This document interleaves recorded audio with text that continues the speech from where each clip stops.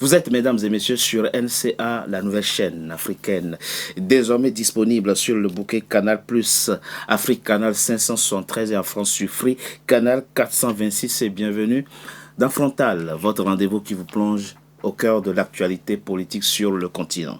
24 janvier 2022. Le lieutenant-colonel burkinabé Paul-Henri Sandaogo Damiba renverse à la surprise générale le président burkinabé Roch-Marc Christian Kaboré et le contraint à la démission. 8 mois plus tard, il sera lui-même renversé par un groupe de militaires dirigé par le capitaine Ibrahim Traoré. Il réussit à sauver sa peau et se réfugie au Togo sous la protection bienveillante du pouvoir togolais. Mais l'homme est loin d'avoir dit son dernier mot. Depuis Lomé, il manigance, complote et cherche à déstabiliser, voire à renverser son successeur. C'est du moins ce que lui reproche le pouvoir burkinabé. Témoignages et preuves à l'appui. Pour le Togo, trop, c'est trop.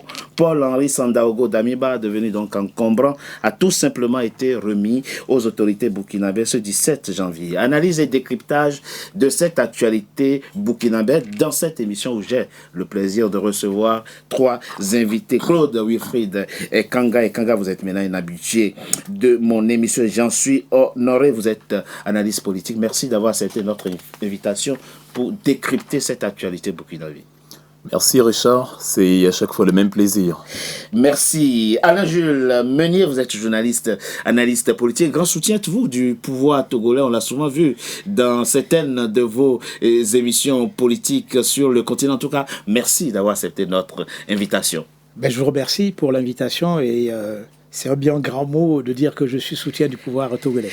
Et comme il sera question dans cette émission de droit, de justice et de décision de justice, c'est avec à juste titre que je vous ai invité. Brice Nzava, vous êtes avocat au barreau de Paris, analyse politique. Merci maître. Merci Richard, c'est un plaisir d'avoir été notre invitation. Tout est allé très vite. Ce 16 janvier 2026, Paul-Henri Sandaogo Damiba a été présenté au juge de la chambre d'instruction de la cour d'appel de Lomé qui, statuant sur la demande d'extradition envoyée par les autorités burkinabées, ont tout simplement ordonné l'extradition du lieutenant-colonel burkinabé. C'est un sujet de la rédaction NCA. L'ancien président de la transition burkinabé, Paul-Henri Sandaogo Damiba, a été renvoyé du Burkina Faso après avoir vécu en exil au Togo depuis son renversement. Son expulsion vers Ouagadougou est intervenue le 18 janvier, selon plusieurs sources concordantes. Les autorités burkinabées l'accusent d'être impliqué dans plusieurs tentatives de déstabilisation, dont un récent projet de coup d'État visant le pouvoir du capitaine Ibrahim Traoré. Le gouvernement affirme que des plans d'assassinat ciblés des responsables civils et militaires auraient été élaborés avec pour objectif principal le chef de l'État. Arrivé au pouvoir en janvier 2022, après avoir renversé Roch-Marc Christian Kaboré, Paul-Henri Damiba avait été écarté 8 mois plus tard par un nouveau coup d'État mené par Ibrahim Traoré, désormais à la tête du Burkina Faso. Brice Nzava, commençons cette émission par une question de droit, très rapidement. 16 janvier, il est présenté à Lomé, au juge de la chambre d'instruction de la cour d'appel de Lomé. Ils ont statué en même temps et ordonné son extradition. Décision judiciaire ou politique? Alors, je pense que ce sont les deux à la fois. Voilà, parce que ce qu'il faut comprendre, c'est que la décision d'extradition, c'est avant tout une décision éminemment politique, déjà, pour commencer. Mais il faut que cette décision politique soit fondée sur une procédure judiciaire qui est respectée comme l'exige la loi du pays requis, donc du pays vers lequel la requête d'extradition a été formulée. Bon, alors moi, ce que je trouve un peu détonnant dans cette procédure, c'est que vous avez la décision de la chambre d'instruction, de l'instruction de la cour d'appel qui statue le 16. C'est ça. Et vous avez le 17, parce que ce qui se passe quand la chambre de l'instruction donne un avis, et donc quand l'avis est favorable, il appartient au ministre de la Justice donc de faire une proposition au Premier ministre pour que le Premier ministre prenne le décret d'extradition. Mais le décret d'extradition, c'est un acte administratif. C'est ça. Donc c'est un acte qu'on peut attaquer devant donc le Conseil d'État si on a là-bas ou le tribunal administratif. On peut l'attaquer pour excès de pouvoir. Donc, en général, le décret, quand il est pris, il y a un délai. En général, c'est un délai de 1 mois. Pour le prévenu. Pour le prévenu, éventuellement. Voilà, pour le mise en cause. Exactement, pour pouvoir former un recours. Voilà. Donc, en principe, une fois que l'avis est favorable, une fois que la décision, le décret est notifié à l'intéressé, l'intéressé doit avoir 1 mois pour former son recours. Et quand le recours est formé, en principe, le recours est suspensif. C'est-à-dire que aussi longtemps que le recours n'a pas été traité par le tribunal qui a été saisi, on ne peut pas exécuter la décision. Vous voyez? Donc moi, ce que je vois un peu dans cette procédure, c'est que ça a été fait à la va-vite. Y compris quand il y a des éléments probants qui attestent la culpabilité sans aucun doute. Ah non, mais c'est la procédure judiciaire. C'est-à-dire qu'il y a des présomptions de culpabilité, parce que la culpabilité, c'est au tribunal burkinabé de l'établir. Maintenant, quand la requête est faite, l'État requis, donc le Togo, doit, s'il y a un accord qui a été signé, d'après un accord... S'il existe, bien donc, oui. il existe un accord. Donc, il y a une procédure qui est faite pour vérifier si les griefs qui sont retenus contre l'intéressé constituent bien des infractions, aussi bien pour la législation au Burkina qu'au Togo. Une fois que la décision est prise, donc l'avis est pris, c'est un avis, hein, comme son nom l'indique. D'accord. Voilà, donc il appartient au ministre de la Justice, ensuite au Premier ministre, de prendre le décret d'extradition. Mais quand le décret d'extradition est pris, comme je l'ai indiqué, il y a des voies de recours.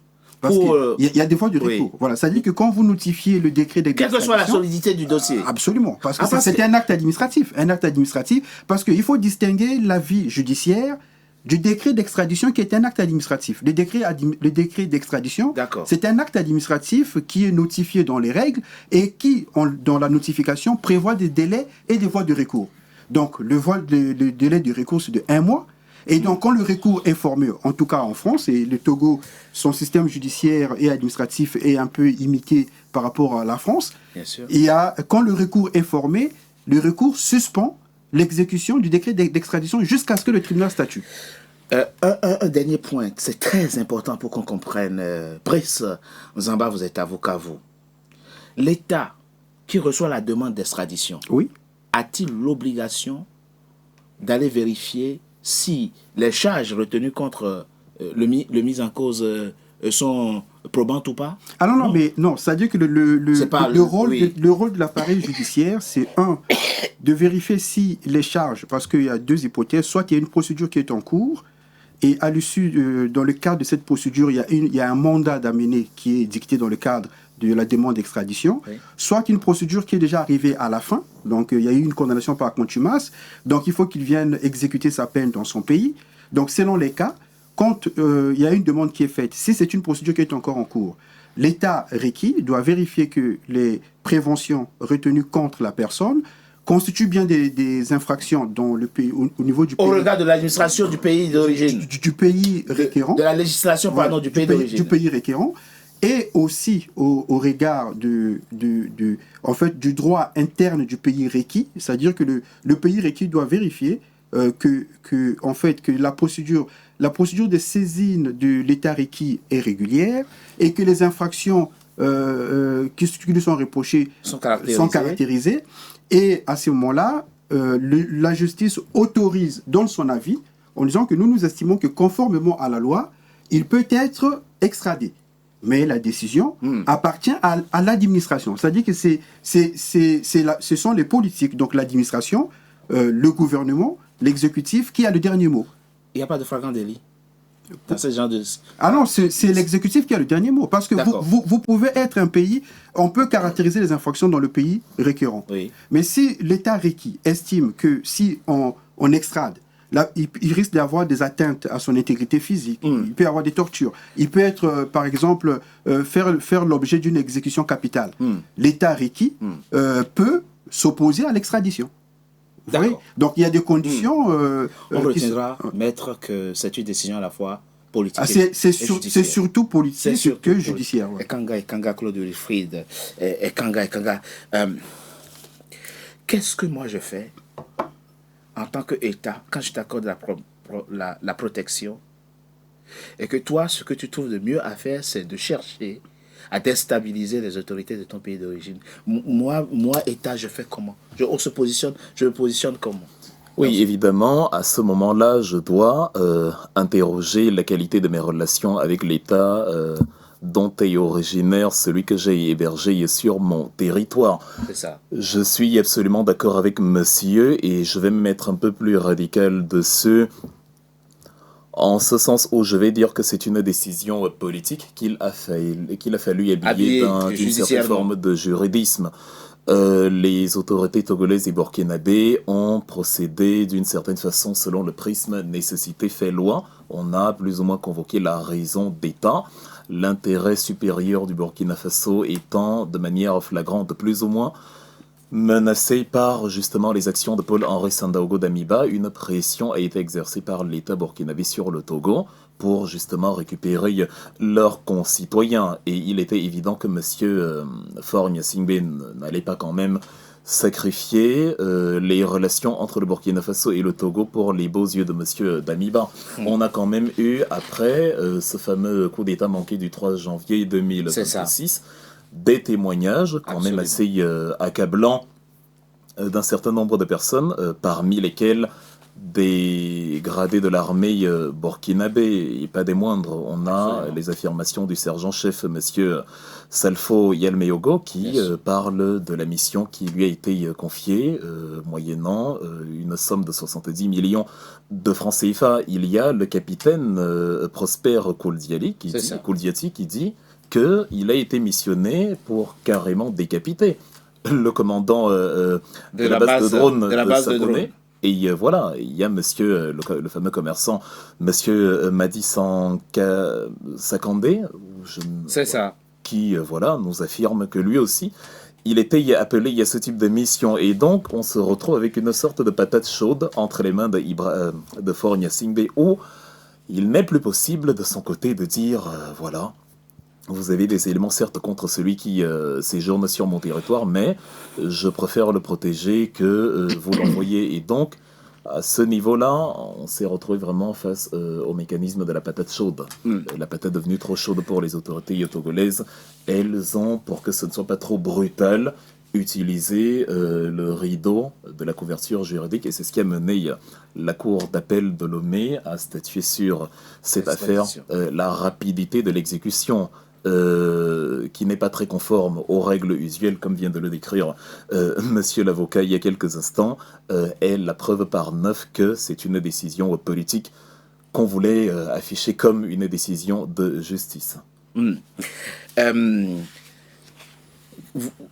je préparais cette émission, il y a plusieurs analystes et personnalités d'ailleurs du continent, pour certains, ceux qui sont en asile, pour certains, disent que c'est totalement incompréhensible ce que le Togo a fait. Comment, alors que le Togo sait que le Burkina Faso vient de rétablir la peine de mort, qu'il se permet quand même d'extrader Paul-Henri Sandaogo Damiba vers le Burkina Faso? Ben, écoutez, je crois que le gouvernement burkinabé a donné des garanties à propos de cette extradition-là. C'est-à-dire que voilà, il n'y aura pas atteinte à son intégrité physique, etc. C'est-à-dire le retour de l'ancien chef militaire Damiba. Donc ça, c'est la première garantie. Et puis, par la suite, malgré le fait que la peine de mort ait été rétablie, n'est-ce pas, au Burkina, il faut savoir que c'est en 2008 qu'il y a eu vraiment encore ce processus-là au Burkina Faso. Ça, il faut déjà le reconnaître. Donc, ça veut simplement dire que même si c'est là, je ne crois pas que M. Damiba, voilà, on va appliquer cette peine-là. Maintenant, le problème réel dans cette affaire-là, effectivement, ça interroge. C'est-à-dire que le Burkina Faso fait sa demande le 12 janvier. Oui. Et donc, c'est vraiment hyper rapide. Ça, j'adhère forcément dans ce qui se passe, dans ce que les autres ont dit tout à l'heure. Parce que ce qu'il faut savoir, c'est que là, il y a une question de raison d'État. Parce qu'effectivement, il y a des preuves vraiment irréfragables par rapport au fait que il y a c'est M. Damiba, tentative de déstabilisation. Voilà, de déstabilisation. C'est évident, monsieur. Il est accusé. D'ailleurs, on a, vous voyez les grandes sommes là, alors que on avait gelé ses avoirs en 2024. C'est ça. Ça veut dire qu'il y avait des problèmes. Et puis, il faut savoir quelque chose. Quand je parle, ça c'est géopolitique. Il y a des intérêts entre les deux pays.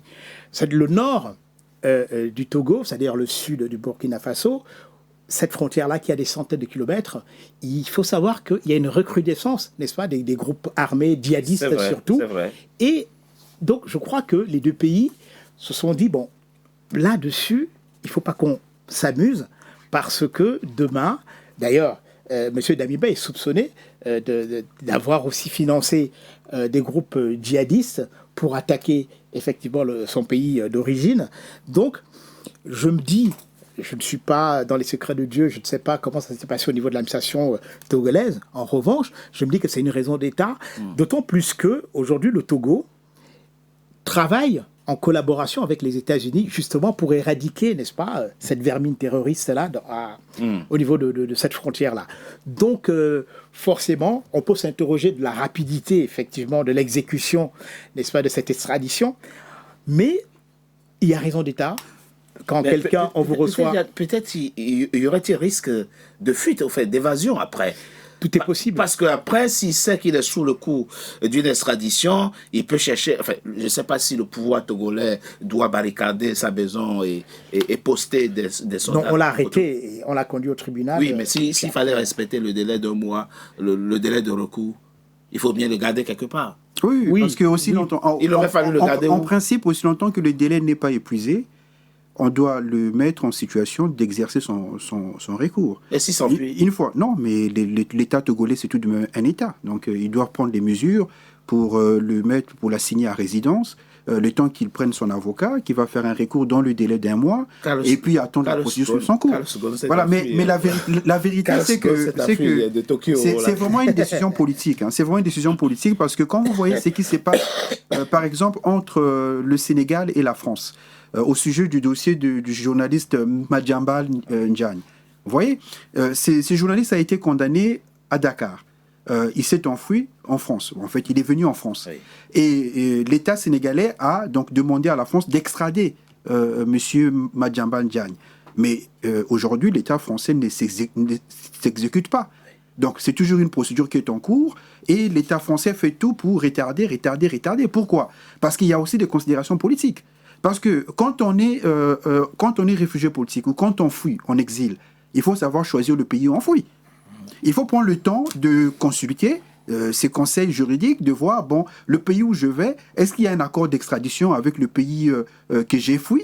Je suis quand même un homme politique, avec des responsabilités, et je suis appelé à entreprendre des actions politiques. Est-ce que le pays où je vais a un accord d'extradition ou pas?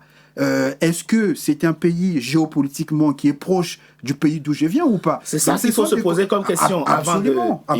Mais surtout, le cadre n'est pas tout à fait le même. C'est-à-dire que quand bien même ça aurait été en France, s'il y avait eu comme ça des témoignages de la part d'un individu hébergé sur le territoire français comme ayant... Les Français n'auraient pas extradé. Ah non, les Français n'auraient jamais extradé M. Damiba. Et pourquoi? Non, certainement qu'il l'aurait fait peut-être en respectant la procédure. Certainement, ça aurait pris un peu plus de temps. Mais s'il y avait des éléments clairs, sinon la France rendrait complice de soutien au terrorisme. Non, mais parce que ce qu'il faut comprendre, c'est que la première question d'extradition, c'est d'abord une question géopolitique. C'est d'abord ça. C'est ça qui prime avant tout. Oui, justement. Avant le droit.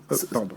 Cela signifierait, parce que les pays occidentaux notamment se défendent de ne pas soutenir le terrorisme sur le territoire africain, ce dont ils sont accusés très fréquemment d'ailleurs. Alors, je m'imagine en territoire français, un Paul-Henri Sandaogo Damiba dont on aurait des éléments et des témoignages et non, éventuellement... Mais permettez-moi d'aller au bout de l'analyse. Vous êtes en train de nous expliquer quoi, concrètement? Ce que je suis en train de dire, c'est que... Oui, ce que je suis en train de dire, moi, c'est qu'à la place des autorités burkinabées, j'aurais certainement plus ou moins procédé de la même manière. Évidemment, quand je convoquais le fait que c'est une décision principalement politique, je ne dénigre pas le principe de la raison d'État. Ce n'est pas maintenant que l'accusation de soutien au terrorisme émerge. En ce qui concerne Paul-Henri Sandaogo Damiba, on a écouté le ministre de la Sécurité burkinabé, M. Mohamedou Sana, à plusieurs reprises, justement, dénoncer cet état de fait et l'implication de l'ancien président. On a eu, en septembre 2024, une radiation de masse d'une quinzaine d'officiers de l'armée burkinabé, parmi lesquels Paul-Henri Sandaogo Damiba pour son soutien justement à des tentatives de déstabilisation au Burkina Faso. L'événement du 3 janvier n'est que le pic, en fait, le point culminant mais ça, de la ça chose. Mais sinon... c'est que vous dites, cher ami, ça c'est l'argumentation de l'État burkinabé. Et que vous faites écho de cette argumentation. Après, nous avons les témoignages mais je ne dis pas qu'il y a... éventuellement n'auraient rien à gagner, il y a s'impliquer eux-mêmes. Oui, mais ça ce sont des éléments que vous mettez en avant, que l'État burkinabé met en avant. Maintenant, dans l'hypothèse où M. Damiba serait sur le territoire français, M. Damiba aurait pris des avocats et tenant compte de comment l'État français considère l'État burkinabé, comme étant un État sous dictature et où les droits de l'homme ne sont pas respectés, parce que c'est ça l'image que l'État français a de l'État burkinabé. Donc moi je vois mal la justice française. Que le Burkina Faso a de l'État français, parce que l'État français se défend de sauter. On a eu la problématique avec les Ukrainiens. Oui, mais vous imaginez un État comme le Sénégal, qui est considéré comme un État exemplaire au niveau de la démocratie, et que l'État français a du mal à extrader un journaliste. Vous imaginez Pierre de c'est une question importante, le chef d'accusation n'est pas le même. On marque une petite pause, on se retrouve dans quelques instants pour la deuxième partie de notre émission pour poursuivre justement cette réflexion-là. À tout de suite. NCA, désormais sur Free. Après son intégration au bouquet Canal+ Afrique, Canal 9 et Canal 573, NCA poursuit son développement et vient d'intégrer le célèbre bouquet Free TV, Canal 426.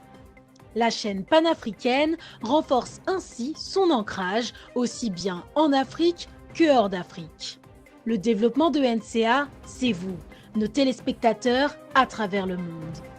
NCA, la chaîne panafricaine de référence.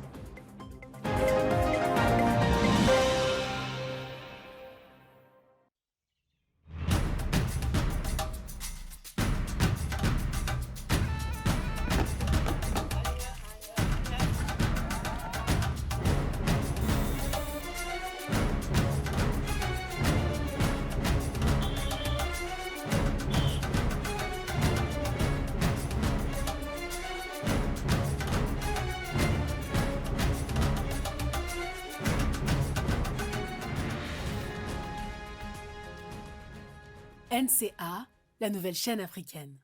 NCA, the New African Channel.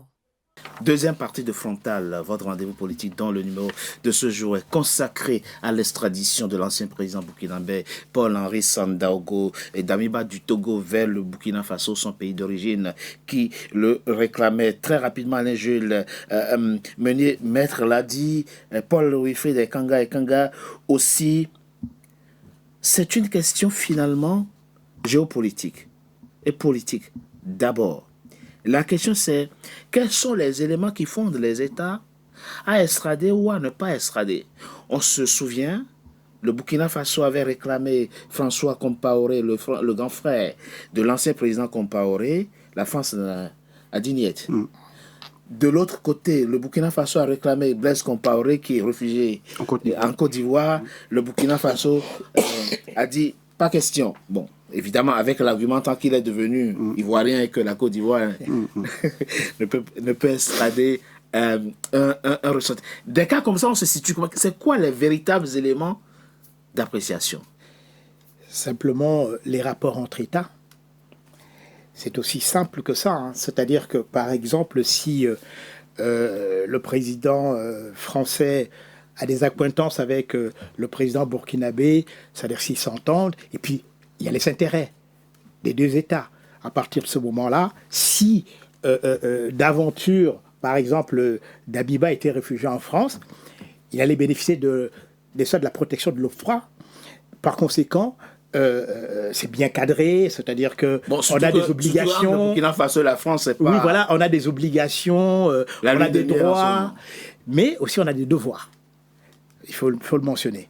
Or, effectivement, par rapport à tout ce qui a été dit, n'est-ce pas, la façon dont il était réfugié au Togo, en commettant vraiment des exactions contre son propre pays, ça devient très difficile.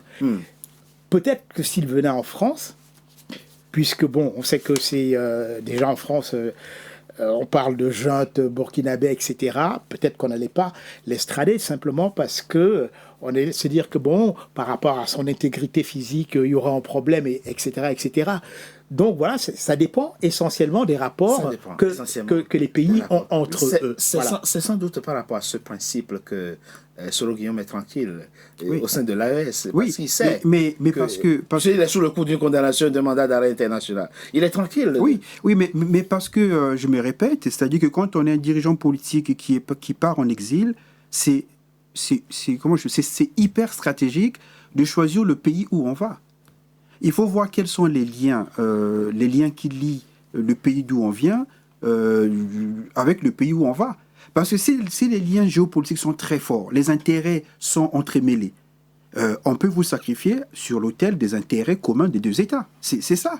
Mais si c'est un pays, parce qu'il faut choisir, quand on quitte un pays, il faut aller vers un pays qui est hostile ou qui a des intérêts contradictoire avec le pays d'où on vient. Comme ça, on est sûr qu'on est protégé.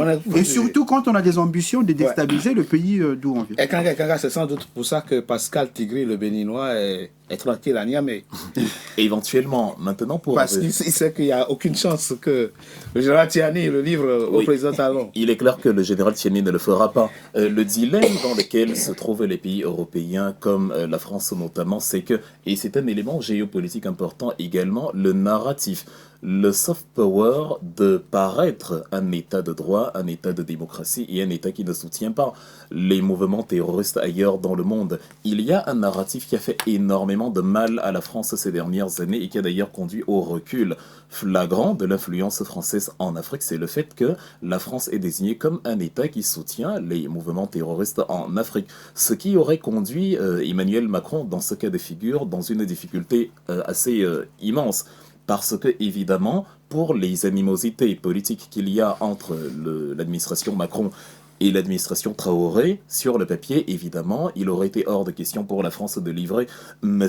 Henri Sandaogo Damiba. Mais maintenant, pour se débarrasser de cette impression, pour ne pas porter justement de manière continuelle ce chapeau d'être un État qui, en dépit des preuves flagrantes, parce que évidemment, on peut dire dans le cas François Compaoré et dans plusieurs autres cas, on peut extrapoler en disant les régimes veulent neutraliser leurs opposants politiques, mais là, on a quand même des aveux avec des détails de plusieurs personnalités du corps militaire burkinabé qui fournissent des éléments assez clairs. C'est pas des récits tronqués, c'est pas des... Non, quand monsieur Madi Sakandé dit qu'il a été missionné pour trancher la tête, mais c'est-à-dire le détail il est assez fort, il n'y a personne qui se lève et qui dit j'avais pour mission de décapiter le commandant de la base de drone, c'est-à-dire ces éléments conduisent, ces éléments corsent l'affaire de manière à ce que, quand bien même évidemment, parce qu'il y a eu des arrangements, il y a eu des garanties fournies par l'État burkinabé sur le fait que la peine capitale ne serait pas appliquée. Et je peux le dire à 100% ici qu'il ne sera pas... De toute façon, garantie ou pas garantie, le Togo ne l'aurait pas gardé de toute façon. C'est ça. Mais la peine capitale ne sera pas appliquée. Mais ça, c'est un point que la France n'aurait pas fait.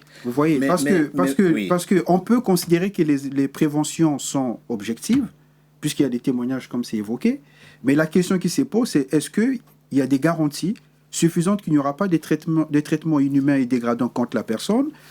Et ça, c'était un point sur lequel ça allait s'arrêter. C'est-à-dire que la procédure n'allait pas aller plus loin. Parce que le Burkina Faso doit prêter attention au fait qu'un cas similaire pourrait se répéter à l'avenir. Et évidemment, il faut faire preuve de crédibilité. Si on a signé un accord bilatéral où on a convenu qu'il n'y aurait pas de traitement inhumain, il y aurait un procès équitable, il n'y aurait pas d'atteinte à l'intégrité physique et que cela se produit, il est évident que le Burkina ne pourrait pas espérer à l'avenir récupérer l'un de ses ressortissants. Oui, mais c'est serré trop tard pour la personne extradée. Pour ajouter de l'eau à votre boulot, ce qui se passe actuellement dans l'AES et le Togo, il faut savoir quelque chose. C'est-à-dire que les dissensions entre le Niger et le Bénin sont telles que, aujourd'hui, le port normalement béninois qui avait toutes les marchandises du Niger transitaient par le port béninois. Aujourd'hui, Cotonou n'est plus le lieu. C'est vrai. C'est au Togo. Oui. Il faut le savoir. Et ça coûte plus cher. Donc ça rapporte beaucoup de devises au Togo. Et effectivement, on parlait tout à l'heure du terrorisme. Ce qui se passe, c'est qu'ils sont obligés de convoyer de camions, beaucoup de camions qui repartent du côté de Niamey. Et pour cela, il faut sécuriser la route, la voie, n'est-ce pas, qui mène à Niamey. Donc, il y a automatiquement, n'est-ce pas, des relations qui se tissent entre le Togo et le Burkina, et puis, enfin, l'AES en général, pour convoyer, n'est-ce pas, ces camions-là. Donc, il y a tout ça qui fait que Damiba, il ne pesait plus trop. Par rapport à tout ça. Alors, on parlait de la France. Il y a cette circonstance atténuante en France que ces tribunaux se prévalent de la compétence universelle, qui fait que parfois là, dans certains domaines, on est en train de jouer le rebelle congolais Roger Molumba pour des crimes commis en RDC, à l'est de la RDC, c'était en novembre dernier. Donc, quelquefois, la France se dit, ok, je le juge ici. Chez moi. Je le garde et je le juge ici, chez moi, même là aussi. Oui, mais ça, c'est une possibilité qui est reconnue dans le cadre d'une procédure d'extradition. C'est-à-dire qu'on peut ne pas extrader et puis juger la personne, condamner la personne sur le territoire, et puis la personne est incarcérée s'il faut l'incarcérer. Ce qui est étonnant dans cette histoire, c'est comment Damiba a-t-il pu imaginer qu'on peut comme ça le laisser impunément à Lomé 2, manigancer, enfin, transformer le Togo en base arrière et déstabiliser son pays. Je ne comprends pas. C'est un homme pas très intelligent. Mais ça, on peut le dire à haute voix. Oui, c'est peut-être grave de l'affirmer comme ça, mais c'est un homme pas très intelligent et on l'a vu pendant sa présidence, pendant les 8 mois de sa présidence à la tête du Burkina Faso. Il n'a pas impressionné par sa vision, justement, et donc il s'est imaginé, parce que ce n'aurait pas été une première, il s'est imaginé que ça pourrait réussir. Il y a eu plusieurs coups d'État en Afrique, et même si on prend seulement le Burkina Faso, il y en a eu plusieurs depuis Saïd Zerbo, depuis Boros Kameyogo, Aboubacar Sangoulé, Saïd Zerbo, Jean-Baptiste Ouedraogo, Thomas Sankara. Il y a eu plusieurs reprises des coups d'État, réussis pour les uns, non réussis pour d'autres, et à chaque fois, il y a un militaire qui se dit, moi, mon tour sera couronné de succès. Et donc Paul Damiba, ayant en quelque sorte le mal du pays, et certainement, je défends la thèse du gouvernement burkinabé parce que les gouvernements de l'AES reçoivent énormément d'hostilité de la part de puissances, effectivement, qui voient d'un mauvais œil. Bien sûr. Justement, le fait que la politique qu'il mène est une politique qui se désoriente de plus en plus, justement, de l'occidentalo-centrisme, et dont tous les moyens sont bons. Je voulais tout à l'heure évoquer le cas des Ukrainiens qui, pour la situation au Mali, avaient reconnu à travers leur service de renseignement être impliqués justement dans la fameuse attaque qui avait causé près d'une centaine de morts, soldats paramilitaires et soldats de l'armée malienne cumulés. Et pour revenir à l'importance géopolitique, ça avait causé énormément de problèmes pour le gouvernement sénégalais parce que ayant été incapable, par exemple, d'expulser l'ambassadeur ukrainien sur le territoire qui s'était réjoui de cette attaque. Alors, M. Damiba, justement, se dit, moi, je vais y arriver, je vais réussir mon coup d'État. Vous savez, le coup d'État, c'est un élément neutre, c'est comme un couteau de cuisine. Quand ça échoue, vous êtes le pestiféré de service et vous finissez éventuellement vos jours en prison. Quand ça réussit, vous devenez en quelque sorte le libérateur, et puisque c'est vous qui écrivez l'histoire à partir de ce moment-là. Et donc, Damiba s'est vu confronté face à un choix. Je reste éternellement hors de mon pays comme un ennemi de la nation, ou alors je joue mon veto avec la possibilité non seulement de revenir dans le pays, mais de retrouver le pouvoir que j'ai perdu.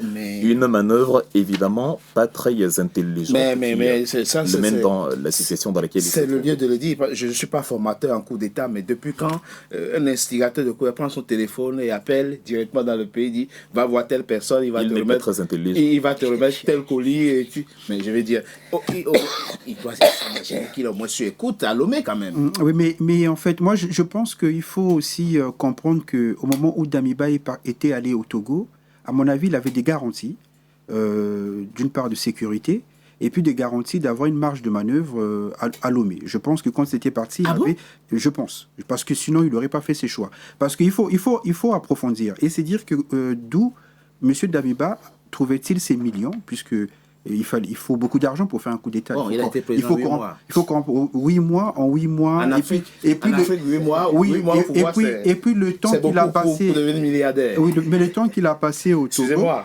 Et la liberté un peu de cette marge de manœuvre, de passer des coups de fil, parce qu'à mon avis, c'est pas la première tentative de coup d'État. C'est pas la première tentative. Donc, les premières tentatives, il n'y a pas eu de difficulté avec le Lomé.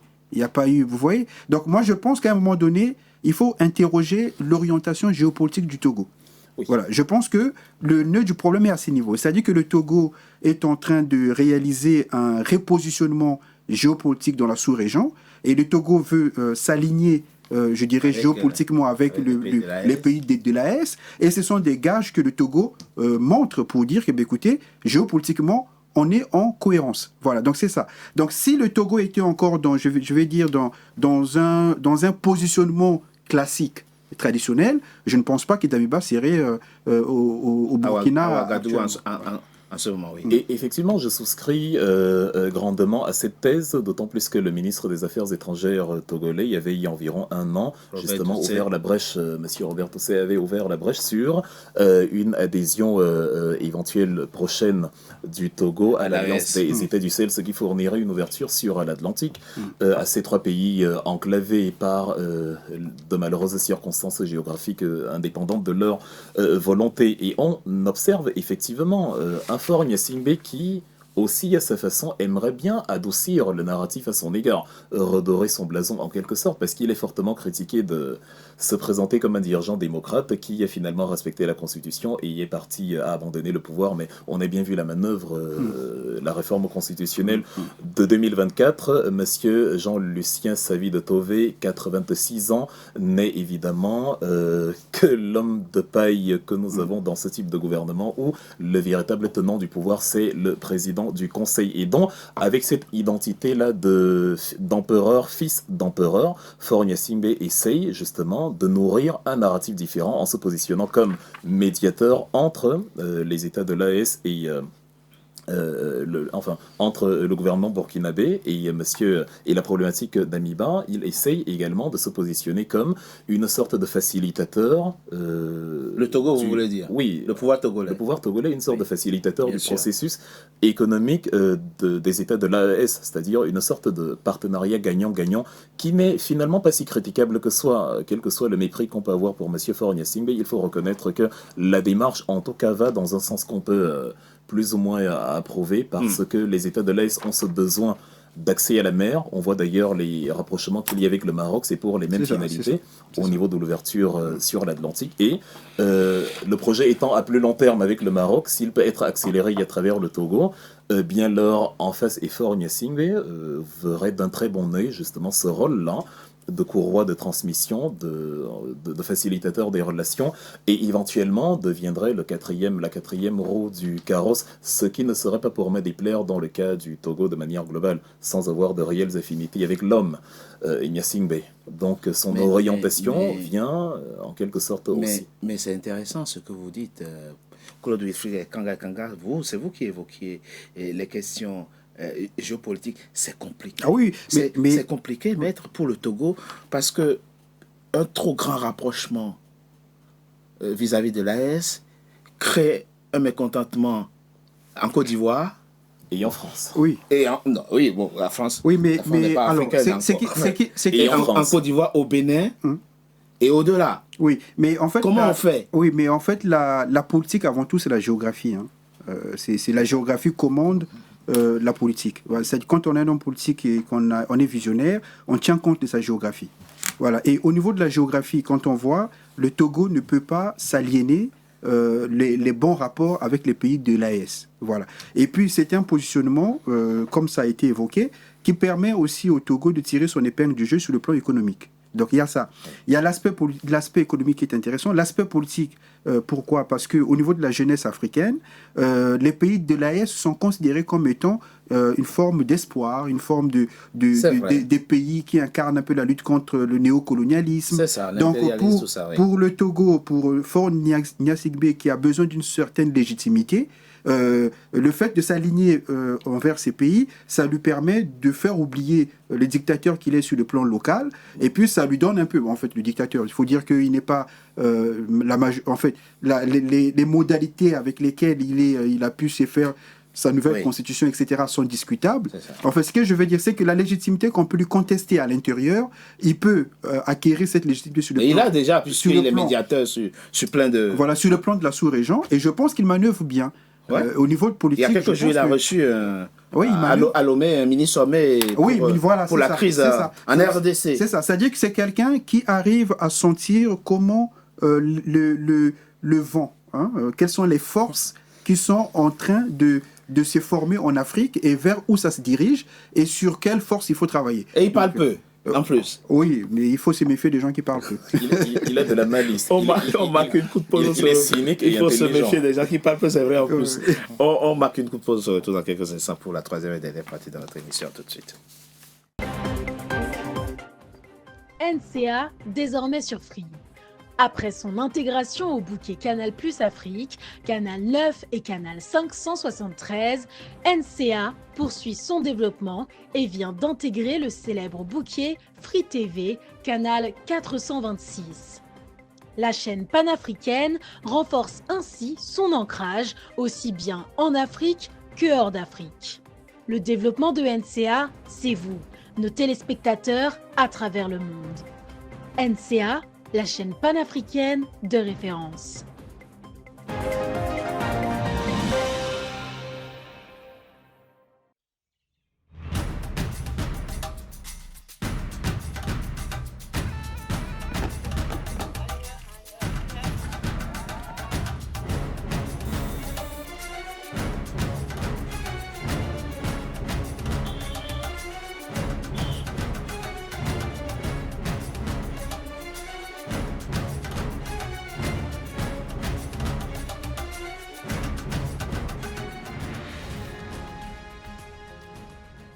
NCA, la nouvelle chaîne africaine.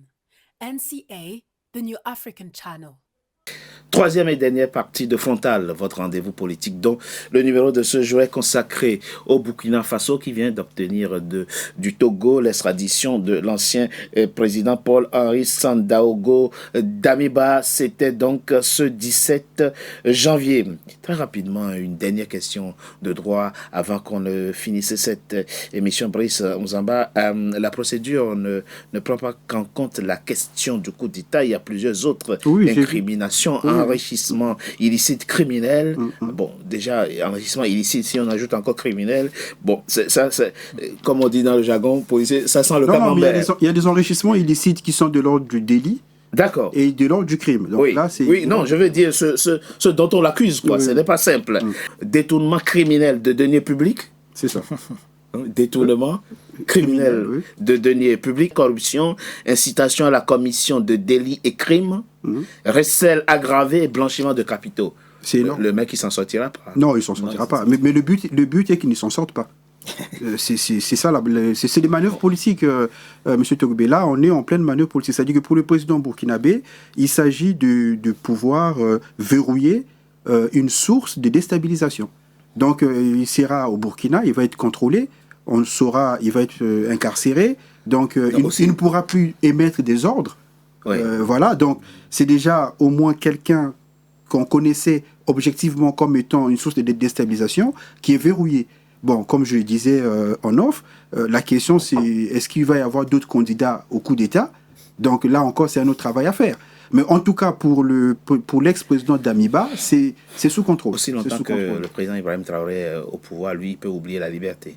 Et il peut oublier, ça c'est certain. Comme ça, les choses sont claires. Oui. Alain Jules, Meunier, maître vient de le dire, c'est toujours ça la question, l'histoire des coups d'État.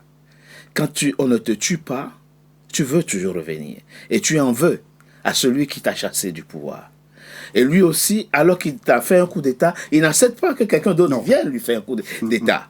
C'est très compliqué, cette histoire. C'est pour ça on a bien fait d'exclure ça du champ des mécanismes de légitimation des pouvoirs. Qu'il faut passer par les élections. Oui, vous savez, par exemple, Marc Roch Kaboré, il vit à Ouagadougou sans problème. C'est vrai. En civil, tranquille. Alors, quand il est malade, on l'autorise à aller et il revient. Parce que les gens se disaient que quand on l'a autorisé à aller sur je crois que c'était dans les pays du Golfe, là, il est revenu sans problème. Et on dit qu'il est sous surveillance, mais vraiment, il mène une vie normale, quasi normale. Alors, Damiba, il faut savoir que quand Damiba réussit son coup d'État, il est avec Ibrahim Traoré.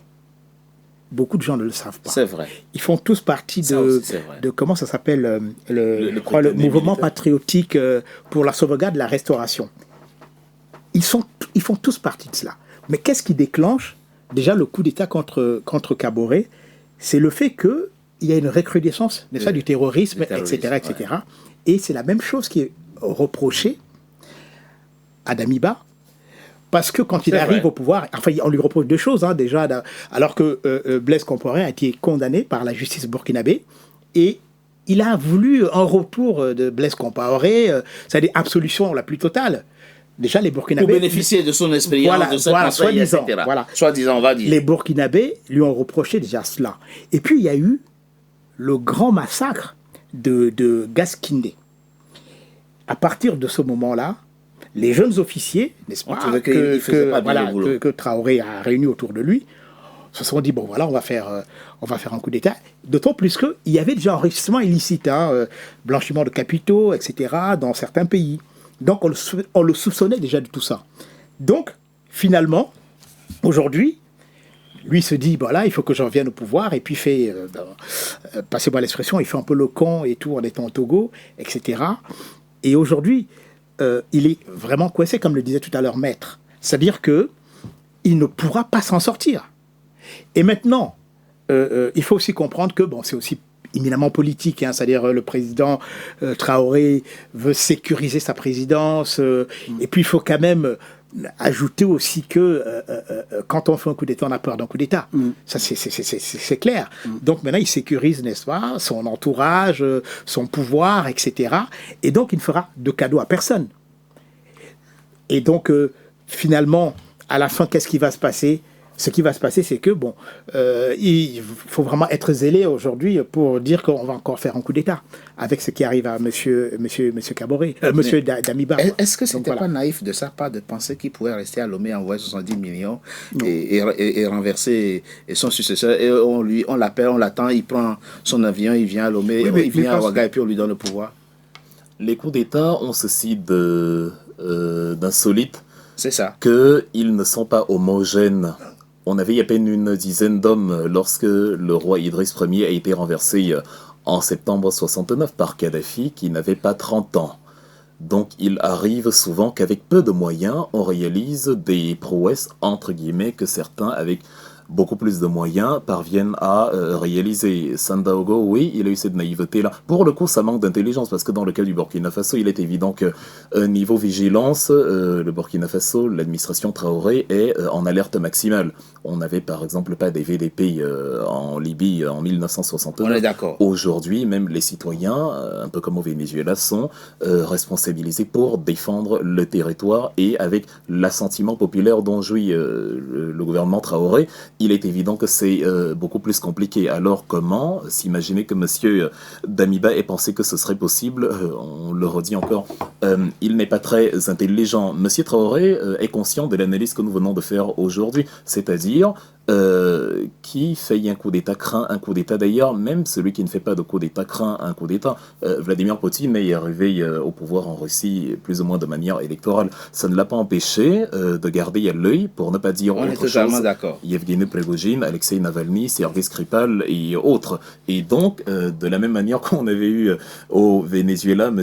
Hugo Chavez qui a mené un coup d'État en 92 qui n'avait pas fonctionné, le gouvernement a fait l'erreur de le libérer sous Rafael Caldera. il est finalement revenu, enfin, peut-être pas par un coup d'État en soi, mais il a mené une sorte de révolution, quoique électorale, une révolution politique quand même, qu'il a ramené au pouvoir en 99. En fait, de manière générale, effectivement, ceux qui mènent un coup d'État et qui ne sont pas neutralisés vont mener un coup d'État à nouveau. Et un homme averti en valant d'eux, Ibrahim Traoré n'a aucune envie d'avoir encore dans les pattes quelqu'un libre de ses mouvements qui ne cache pas son désir de se débarrasser de lui. Donc la probabilité est de 100% que Sandaogo Damiba ne sortira pas de prison tant que le régime Traoré sera en poste. Ce qui ne veut pas dire que Ibrahim Traoré est hors de danger. Les métastases d'Amiba vont émerger et la vigilance que nous avons observée qui a conduit à la neutralisation de l'ex-président doit rester la même. Car même par naïveté, il y aura des gens qui vont tenter des essais encore plus incongrus et invraisemblables. Et il a essayé de justifier, le président Ibrahim Traoré, c'est à l'occasion de sa dernière adresse à la nation en décembre dernier qu'il a la situation sous contrôle, la situation sécuritaire sous contrôle, et que la lutte contre le terrorisme se poursuit avec le dévouement des forces armées burkinabé. C'est une façon de rassurer l'opinion quant à la possibilité que quelqu'un d'autre n'utilise les mêmes arguments que lui. Ah oui, mais vous avez tout dit, Richard, parce que, comme ça a été dit, la raison principale pour laquelle le coup d'État a été fait contre Damiba, d'abord contre Roch Kaboré, ensuite contre Damiba, c'est précisément une sorte d'impuissance face aux terroristes. Voilà. Maintenant, si l'opinion nationale continue à constater que la lutte contre le terrorisme, en fait, ça n'avance pas, et que les terroristes sont toujours aussi puissants, aussi agressifs, causant des conséquences toujours aussi énormes.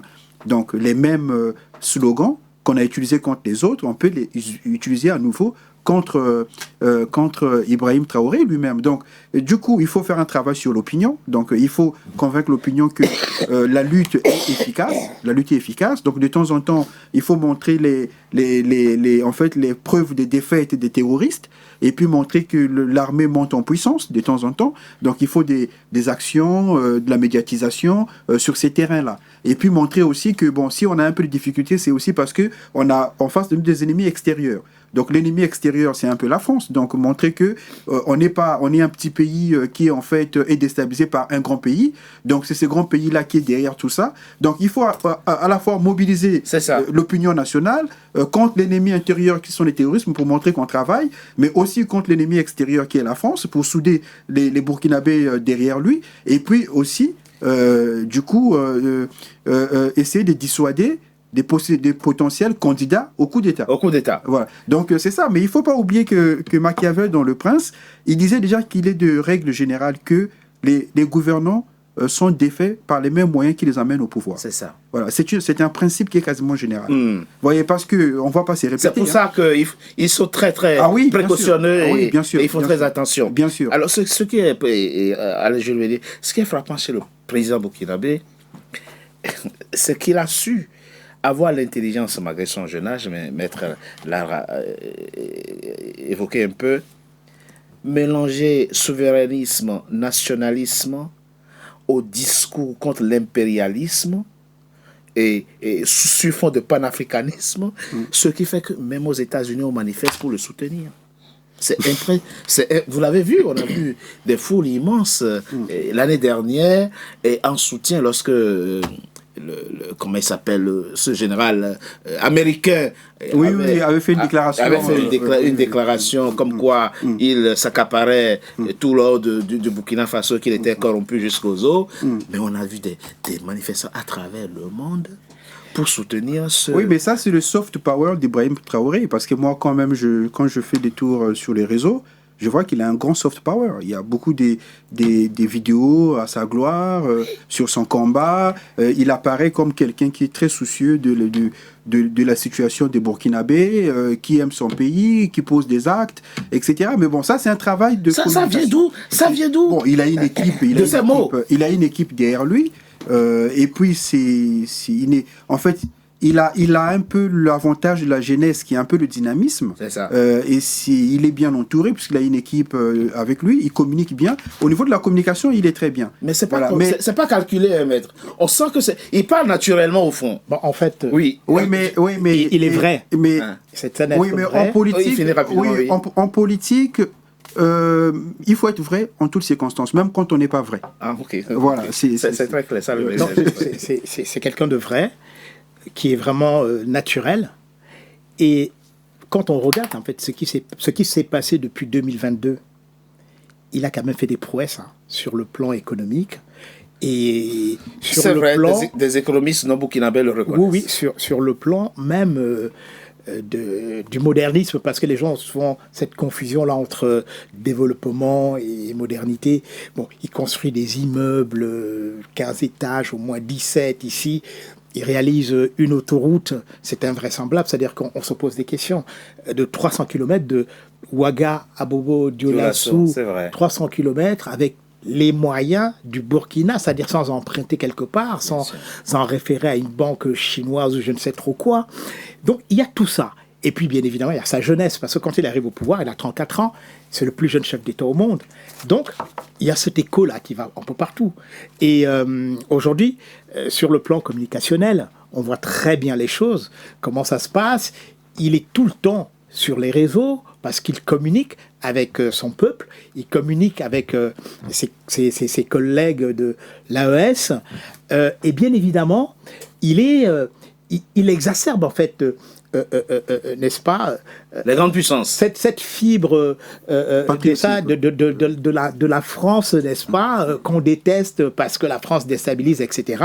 Donc, il joue de tout cela. Et d'ailleurs, il fait partir Damiba, c'est-à-dire quand le peuple sort dans la rue, quand il prend le pouvoir, et donc le sentiment anti-français est grandiose dans tout le Burkina Faso, parce qu'il dit que Damiba c'est l'homme de la France. Il faut aussi savoir ça.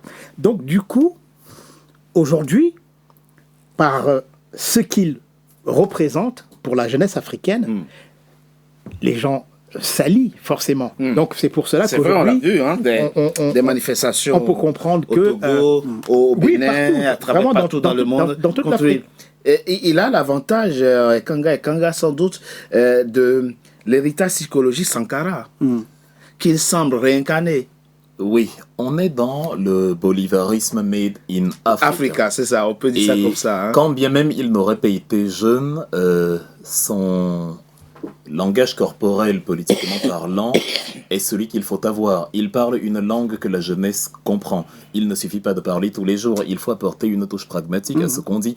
On a eu beaucoup de jeunes dirigeants en Afrique qui n'ont pas brillé par leur efficacité communicationnelle ou par leur dextérité du point de vue de la projection géopolitique. On a eu des Ali Bongo Ondimba, des Paul Biya, des Faure Gnassingbé qui, lors de la prise du pouvoir, n'étaient pas si adoubé que cela. L'assentiment populaire dont je parlais tout à l'heure, c'est exactement de ce qu'il est question. Lorsque le président du Ghana, monsieur John Dramani Mahama, a été élu, il a posé la question à Ibrahim Traoré, c'est moi qu'on a élu ou c'est toi? Parce que Ibrahim Traoré s'est déplacé au Ghana. C'est d'ailleurs le seul pays africain hors C'est vrai, on a vu les images. où il a posé le pied depuis qu'il est au pouvoir. Et donc, cela a témoigné de la forte adhésion dont il bénéficie de la part de la jeunesse. Quand il a fait son entrée sur le stade, tout le monde l'a ovationné. Oui, et le président ghanéen, justement, était très, enfin, pas surpris, mais il était très, il était un peu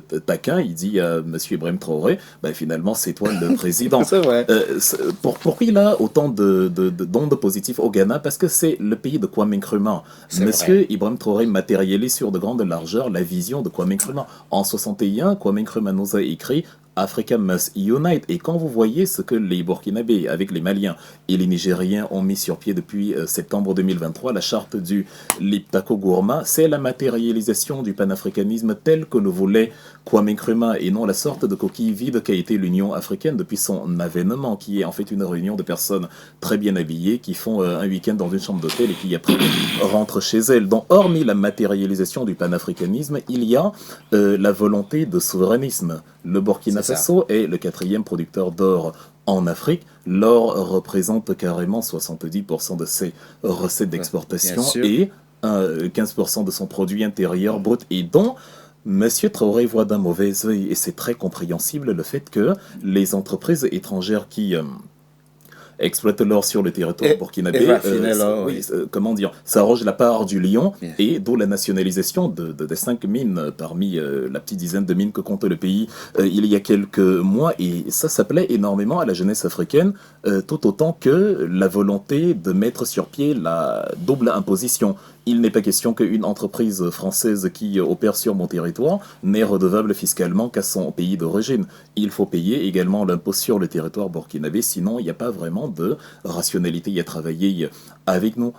Aussi bien que sur la volonté de coopérer avec ceux qui veulent bien partager quelque chose. Le Burkina Faso, comme le Niger, comme le Mali, souffrent du fait que les entreprises technologiques étrangères, si on prend Arriva, qui opère depuis le début des années 70 sur le territoire et qui n'a pas construit une seule centrale nucléaire pendant qu'il y en a une cinquantaine sur le territoire français qui ne dispose pas d'un gisement d'uranium comparable. Donc ces mesures, ces réformes, hormis le simple narratif, il ne fait pas que du blabla, enfin il ne fait même pas du blabla, hormis le simple narratif, hormis la construction de ce qu'on peut voir, c'est la modernisation dans le contexte sécuritaire ultra difficile que nous connaissons, et avec le narratif qu'il doit subir de la part de dirigeants occidentaux qui soutiennent dans le même temps des dictatures beaucoup plus abjectes. Totalement.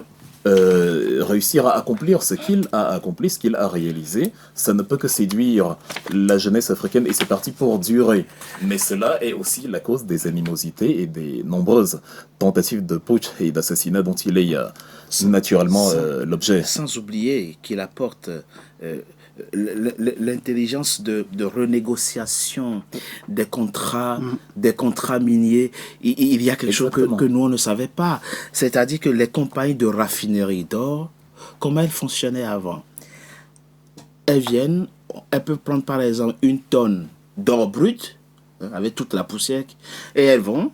On vous dira après, en fait, après raffinerie, c'est 100 kg d'or pur que nous avons. Toi, tu n'as aucune prise sur ça, mais c'est hallucinant. Et ça fait des décennies. Ça s'appelle la c'est un peu ce qui est un peu courant un peu partout en Afrique. Vous vous rappelez du président Lissouba, déjà ils s'en plaignaient à l'époque. Pour le pétrole chez toi. Pascal Lissouba, oui, il en parlait à son époque déjà. C'est ça. Mais bon, il faut se donner les moyens. Parce pareil à la RDC. Oui, pareil pour la RDC. Alors, je pense que ce qui est bien avec, que ce soit même le Mali a soulevé la même question aussi. C'est ça. Des compagnies qui exploitent l'or et même les matières premières stratégiques. La nécessité de raffiner sur place, je pense que les États africains devraient s'inspirer de ces positionnements-là pour pouvoir imposer que tout ce qui est raffinage puisse se faire sur le territoire et que ça puisse profiter aux États. Exactement. Donc, j'ai des confrères burkinabés qui me disent, confrères, si le président Ibrahim Traoré organise une présidentielle aujourd'hui, il sera élu, mais haut la main. Il est tellement populaire dans le pays, disent-ils. Je ne suis pas là-bas, je ne sais pas. Mais j'imagine bien, s'il est populaire hors du Burkina, ce n'est pas. Mais là, il est face à un piège. Au fond, il a déjà dit, il n'y aura pas de présidentielle chez moi tant que la lutte contre le terrorisme se poursuivra. Ce qui est objectif. Ce qui est objectif, absolument. Oui. Sauf que, et là, ces analyses le disent, s'il ne fait pas vite pour se recycler, sa popularité finira de toute façon, comme ça, c'est le cas de... Oui, mais en fait, ce qu'il faut comprendre avec les peuples, c'est que les peuples ont besoin de victoires, en fait. Quand vous êtes dans une lutte, il faut que cette lutte soit couronnée de succès à la fin. Donc, le président Ibrahim Traoré, si, dans le cadre de cette lutte, et que cette lutte perdure, et qu'il y a une lassitude au sein des populations, les mêmes causes qui ont causé les effets des coups d'État, ça va se reproduire. Ça, c'est mathématique. Donc, il faut que dans un temps assez court, assez moyen, il faut que le problème du terrorisme soit réglé. Voilà. Donc ça, parce que les peuples, après, ils se lassent. C'est ça. Ils se lassent. Donc, je pense qu'il faut travailler de sorte que dans le cadre de l'AES, qui mettent en place des moyens avec leurs alliés stratégiques pour pouvoir en finir avec cette affaire du terrorisme. Merci. Et votre dernier mot, votre mot de la fin, très rapidement. Écoutez, ce qu'on peut dire, c'est que, voilà, effectivement, il faut comprendre aujourd'hui les enjeux géopolitiques notamment en Afrique, et faire en sorte que l'Afrique puisse s'industrialiser pour qu'on ne soit plus vraiment à la merci, n'est-ce pas, des grands pays, des multinationales qui sont juste là pour la prédation. Et bien évidemment, il faut que nos compatriotes africains, parce que je suis africain, moi je me considère comme africain, arrêtent de penser à eux-mêmes et pensent vraiment à l'Afrique. Il évoquait tout à l'heure Nkrumah.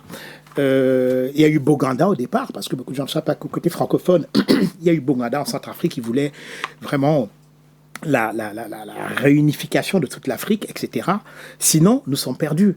Des gens, on voit comment Trump mène le monde, n'est-ce pas, tous ces désirs, il arrive à les réaliser. Donc, il faut vraiment que les Africains se réhabilitent, prennent conscience de leurs capacités et surtout de leurs valeurs. Les Africains sont valeureux. Et donc, par conséquent, si on ne le fait pas, on va tomber. Hein. Ça, c'est clair. Je me souviens, en 2011, j'étais à Addis Abeba, au siège de l'Union africaine, quand on attaquait la Libye et on assassinait Kadhafi. Je vous jure qu'il y avait des Africains qui étaient dans l'indifférence totale. Oui. Il faut et quand je dis africain, je parle de leader africain. Il faut souligner que l'Afrique du Sud, le Gabon et le Nigeria sont allés voter aux Nations Unies pour l'intervention. Moi, j'ai nommé personne, je n'ai pas nommé. J'évoque un fait historique sur la résolution 1973. Il y a 3 pays africains qui ont estimé qu'il fallait intervenir sur le territoire d'un autre pays africain. Pourtant, Muammar Kadhafi s'était insurgé contre Idriss Ier parce que précisément, il avait utilisé la Libye comme base, comme tremplin pour aller bombarder une civilisation arabe, notamment la Palestine. Alors, le mot de la fin, ce que je veux dire, c'est que les Africains doivent retenir que nous sommes un continent très convoité. Le djihadisme, les guerres de religion, les guerres tribales ou que sais-je, prospèrent très rarement dans des territoires dépourvus de ressources comme par hasard. Parce que donc, de la même manière que Karl Marx estimait que l'histoire de toute société n'est qu'une histoire de lutte de classe, l'histoire de tout djihadisme, de toute guerre de religion n'est qu'une histoire de pétrole, de manganèse, d'or et de ressources naturelles. Donc, M. Damiba a tenté un coup d'État, mais l'État du Burkina a frappé un grand coup. Merci. Merci Claude Wilfried Kanga, analyste politique. Merci d'avoir participé à cet échange. Brice Nzamba, vous êtes avocat au barreau de Paris, analyste politique. Merci pour cet échange. Alain Jules Meunier, journaliste, analyste politique. Merci à vous également pour vos éclairages qui ont permis de bien comprendre cette problématique. C'est la fin, mesdames et messieurs, de Frontal, votre rendez-vous politique, dont le numéro de ce jour, vous l'avez vu, a été consacré au Burkina Faso, à son président Ibrahim Traoré, à sa gouvernance. Merci d'avoir été nombreux en notre compagnie. Restez fidèles à nos programmes. À très bientôt pour un nouveau numéro de Frontal. Merci à vous. Merci.